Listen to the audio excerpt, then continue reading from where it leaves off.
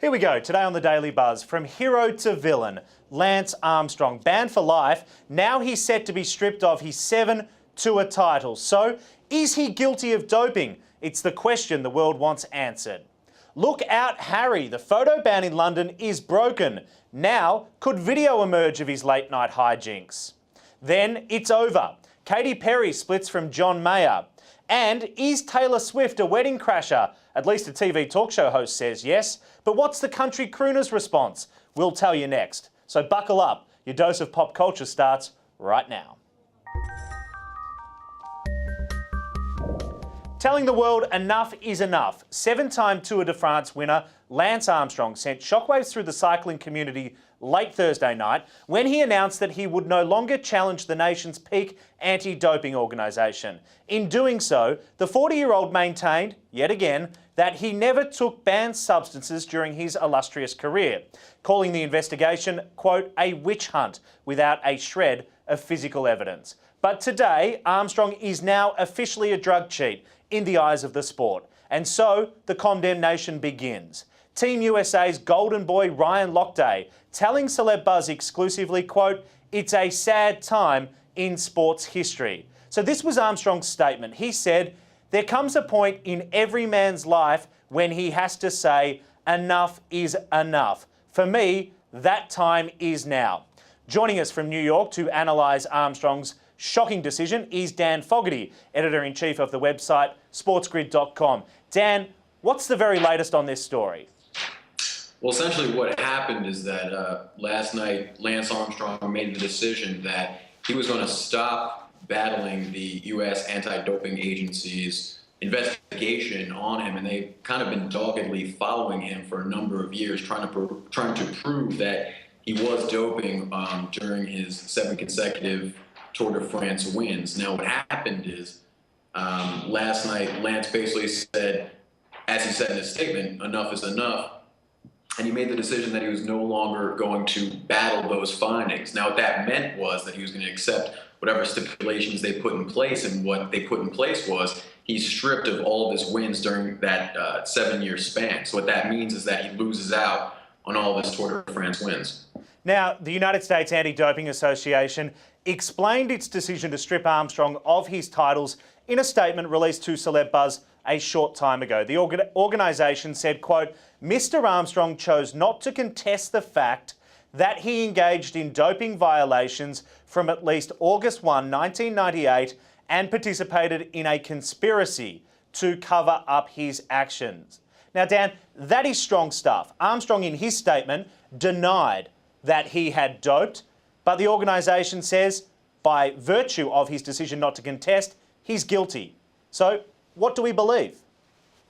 I think what you can believe and what you can take away from this is the fact that as tough as it is to say, pretty much everybody in cycling cheats. And I think Lance Armstrong was probably one of many. I think you could probably make the case, you can't make it scientifically, but you could make the case that every guy that he competed against in that time span was also cheating. So I think if you look at it purely from that perspective, Lance Armstrong was probably doing very similar things to what a lot of other cyclists were doing. Now, because he's Lance Armstrong and because he matters so much to so many people, it becomes a bigger deal. So yes, in the eyes of the sport, he's a cheat. Now, in the eyes of the people that he matters to, which are those cancer survivors, which are those people that, believe in the Live Strong Foundation, he's still the guy that won those titles. Now, what he did still took just an extraordinary amount of endurance, whether or not he cheated. So I think ultimately the most important thing that Lance Armstrong has ever done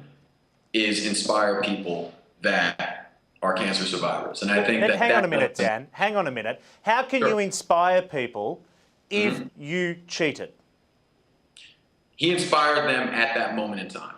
At that moment in time, they saw him and they believed that this is a guy that's coming back from testicular cancer, that's battling, that has made the comeback and has reached the mountaintop in his sport 7 consecutive years. Now, when you couple that with the fact that every other guy that he's competing against is probably doing the same stuff that he's doing, then you kind of have to ask yourself, what is cheating? Now, it still is cheating because there's a rule that says you can't do what he probably did. But when you kind of take into account the fact that every other person he's competing against was doing the same thing, then you kind of have to re-examine what it looks like. I don't know. To me, it just makes you the best cheater.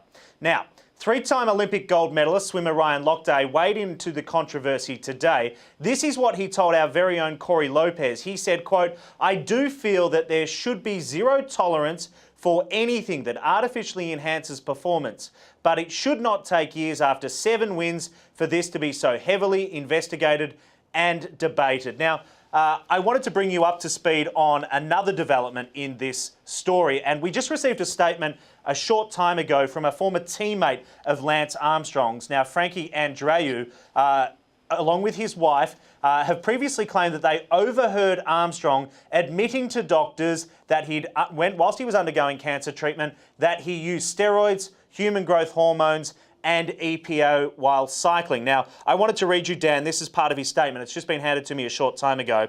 And Frankie Andreu said this: "If Lance really wants to help his foundation and help people with cancer, he should admit to the past, apologise, and move forward with a clear conscience." Now, do we think that Lance Armstrong will ever do that? No, there's no way.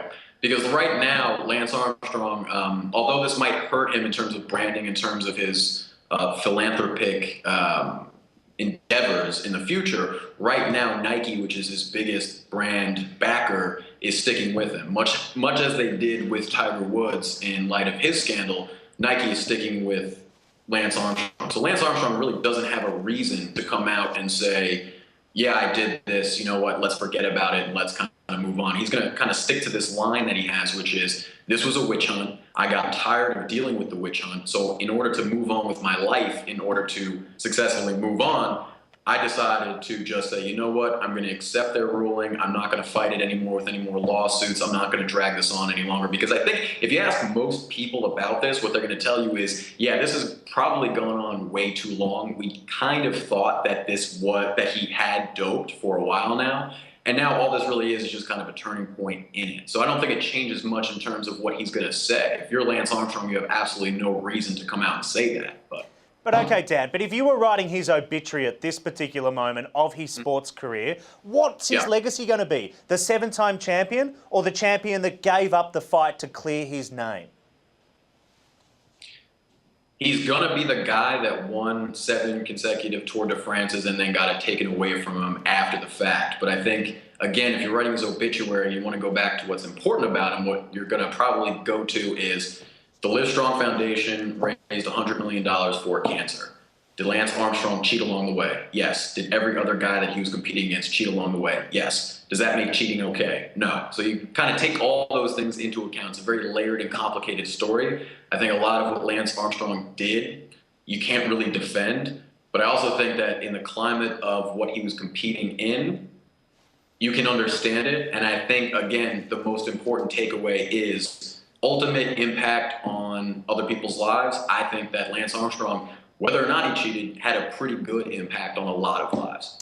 All right, Dan, some strong opinions. I disagree with you, but I appreciate you being so candid about your views here with us on The Daily Buzz. Thanks, Dan. Thank you.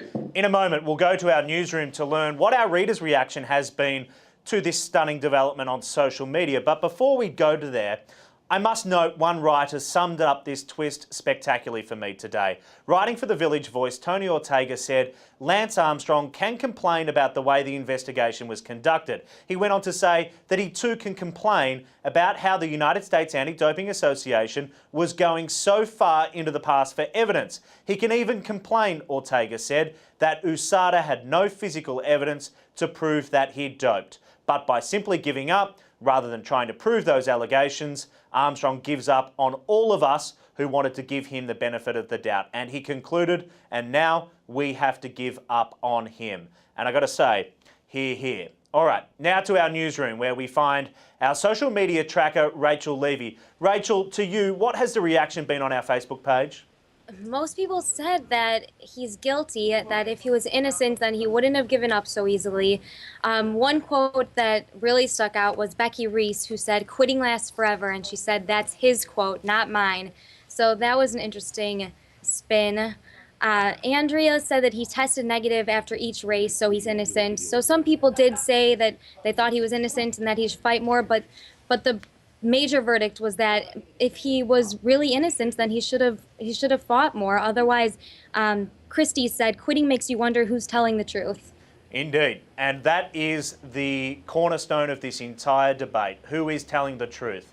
The facts or Lance Armstrong? Thanks, Rachel. It sounds like people certainly are having strong opinions on the matter. And for more on the latest in this story, including our full interview with Ryan Lochte, head on over to the website celebuzz.com. And don't forget, you too can join the lively discussion about Lance Armstrong on Twitter using our hashtag #TheDailyBuzz. When we come back, new details about Prince Harry's wild days and nights in Sin City. That's coming up.